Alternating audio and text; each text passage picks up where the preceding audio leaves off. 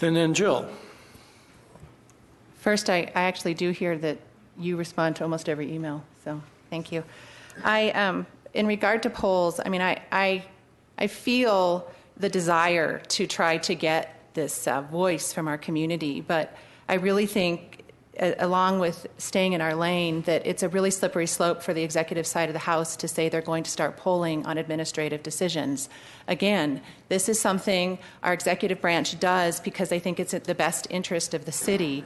Whether it is supported by 60%, 70% of the city, 40% of the city, I don't think it matters. What matters is that the mayor and the transportation staff are doing what they think is the safest thing for the majority of our community. Let's be clear, when I think it was Nard spoke, he was clear that less than 1% of our roads have bike lanes. Less than 1%. It was actually far less than 1%.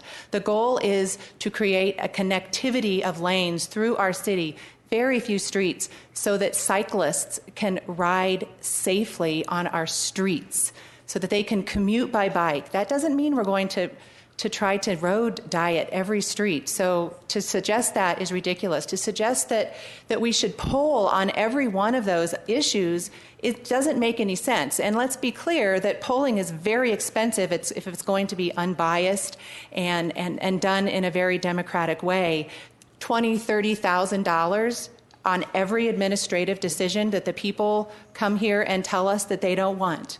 And let's be clear, I don't think that that's dismissive. I do think that the folks that have reached out to me, many of them have been very, very rude. And I think Mr. Snyder just said a kind of threatening thing that they're going to get more aggressive if they don't get their way. So I find that threatening. Should I not consider that that is maybe not the best tack to try to get your way? I think you need to continue to talk to us, continue to work with us, but trying to poll, trying to be aggressive, and trying to suggest or hyperbolize this issue, making it sound like we're trying to road diet every road, is ridiculous. We are trying to protect the few people out there, I don't know how many there are, who are trying to commute by bike, who are trying to ride safely. And when you bring up Colorado College, goodness gracious, I heard so many derogatory words about those students today. What, transient, not from here, scary? These are kids. These are kids who have been hit by cars. So suggesting that Kathleen Krager is hyperbolizing or acting out of turn when she says there's life and death, it is life and death. These are kids. And I don't care if they're looking at their phones or doing something that isn't legal, they still will die if they are hit by a car. So should we not, as a city, try to do what we can to protect them?